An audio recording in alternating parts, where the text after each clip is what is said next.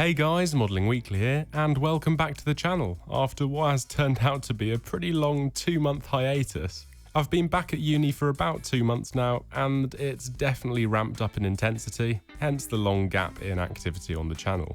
The channel has continued to grow, however, so a huge thanks goes out to all of you for sticking around and supporting the content. Videos should be more regular over the next few months, so stay tuned.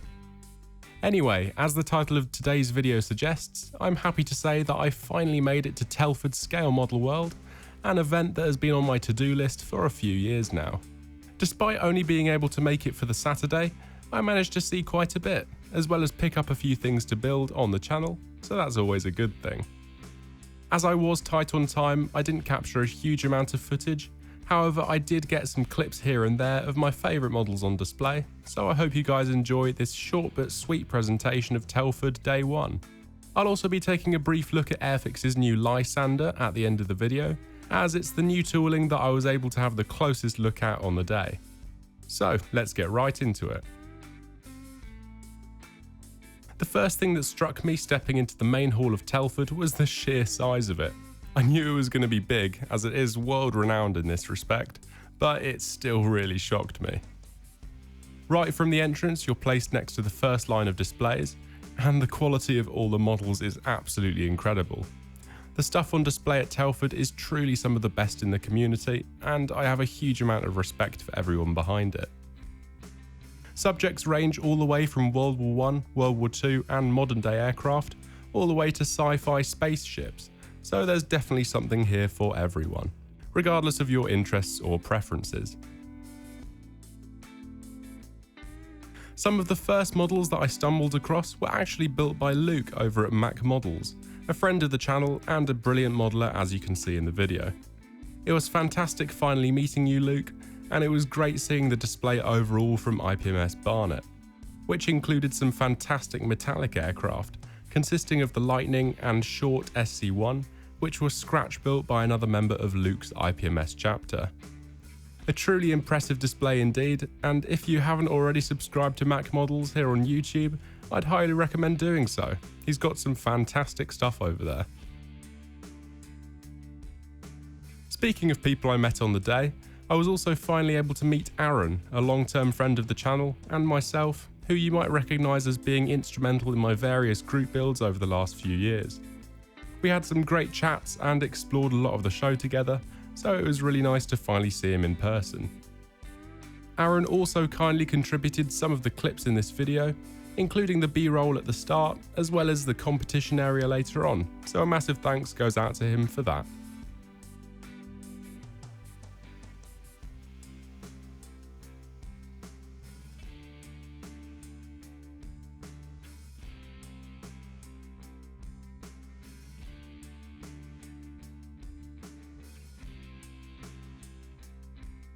Some of my favourite displays at the show this year included those featuring dioramas, as the creativity on display with these was truly astounding.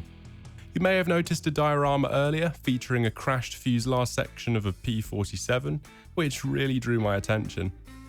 Another one of my favourites was this Concorde diorama, featuring the pressure testing of the fuselage. It's all such inventive, inspiring stuff, and it's definitely fueled my creativity and mojo for my upcoming builds.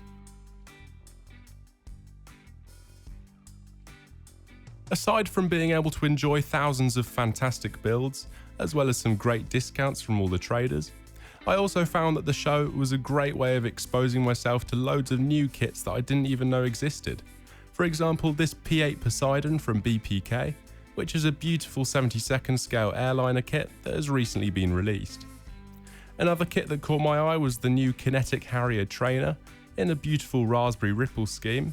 However, I unfortunately wasn't able to find a built version to record. It's definitely going on my wish list though. Other kits that I made first contact with on the day were of course the Airfix Lysander, which I was able to record, along with Tamiya's new 1/72nd scale F-35B, as well as Magic Factory's A4M Skyhawk, which looked absolutely gorgeous and came from a company I'd actually never heard of before.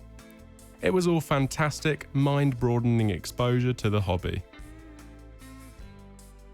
Going back to dioramas briefly now, here's a couple more that really caught my attention. I've seen a few dioramas following the same sort of style online in the past, and I've always wanted to do something like this with LED lighting effects, so it's definitely something I'll look at in the future.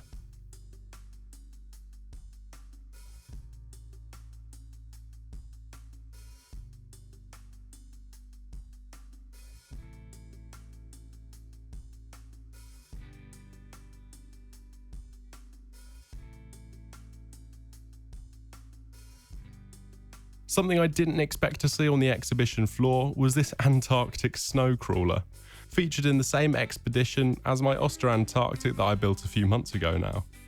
Having seen this, I'll definitely have to put my Oster on a nice diorama base at some point. Let me know down below if you have any suggestions for this. Another subject matter that I'll definitely have to re-engage with at some point is 1/4 scale, which was plentiful at the SIG 144 table in the third hall. I do love a bit of braille scale here and there, so I'll definitely be on the prowl for a potential kit to have a go at. It might be quite a while until then, however it's definitely going on my list. Something from World War I could potentially be a nice little challenge, with a few headaches here and there. These maritime dioramas were a few more examples of models that properly took my breath away, especially this huge dockside scene. The amounts of hours and patience going into something like this is truly unthinkable, so I commend whoever decided to take it on. The submarine and patrol boat pair were on the smaller side, but were also impressive nonetheless. I then stumbled across some work from another YouTuber, this time Sully's Scale Models. As you can see, he makes some fantastic stuff, and he's somewhat notorious for his range of abandoned models. However, I'm personally a big fan of them. Definitely head over to Sully's channel and drop a subscribe if you haven't already.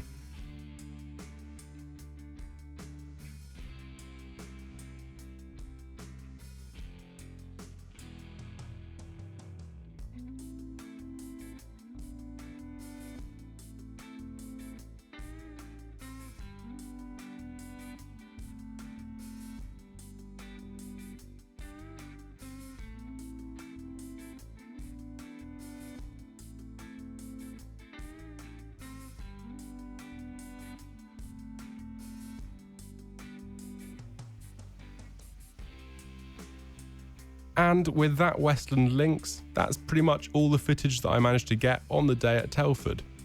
As I said before, it was all truly impressive, so I'd definitely recommend heading over there next year if you can. The video doesn't end here, however, as I mentioned earlier. Aaron was kind enough to get some video of the competition area on the Sunday, as the queue was too long on Saturday, so here's some exclusive footage of various competition models on show at this year's Telford.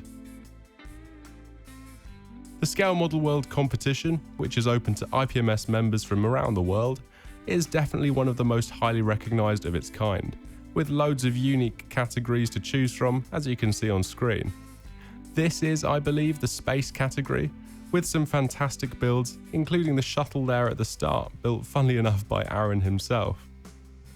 The range of categories goes all the way up to large-scale aircraft, as we can see here with this Japanese F-15, as well as the Junkers 88, SPD Dauntless and Liberator make an appearance there. These will have taken quite a while to complete. The skills on show across all the categories of the competition are truly breathtaking, and it's definitely worth a visit if you can get in there on either of the days. I believe it's closed for a few hours on the Saturday in order to allow for the judging process, but at all other times it's open to all the visitors.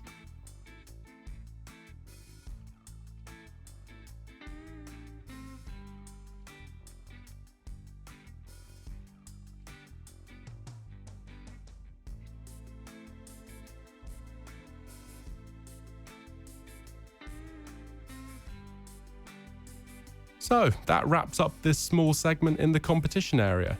Many thanks to Aaron for recording that. For the last segment in this short but sweet video, let's now take a quick look at Airfix's new 1/48 scale Lysander, the exclusive new tooling that they had on display at Telford. The Airfix stand was very busy, so I could only get a couple of short clips. However, I also have access to the press release for this kit, so I'll use some assets from here as well to show you guys it on screen. Personally, I'm a pretty big fan of the Lysander as an aircraft, so seeing Airfix release one in 48th scale was pretty nice if I'm being honest. I do know, however, that my taste in kits is tilted slightly more to the obscure side of things than your average aircraft modeler, and the Lysander does fit that description to a certain extent. It's an iconic aircraft, but not nearly as well known as many Second World War and post-war subjects. As a result, I don't really see the demand for this aircraft being huge, so it is a bit odd seeing it as one of Airfix's surprise releases for 2024. However, as I say, I'm not complaining as it's one that I'm personally a big fan of, and I've been wanting to see a new tooling of it for ages. The kit retails for just under £40 on the Airfix website, and about £35 from other retailers. Given it's a brand new release, £35 seems pretty reasonable for a 48th scale kit of this size. However, I'll personally be waiting until it's on a bit of a discount before purchasing, as it's not really at the top of my wish list right now. The value for money is of course up for you to decide, however, so absolutely go for it now if you want to. Taking a look at the plastic in more detail, it seems to follow the trend that recent Airfix releases have been setting.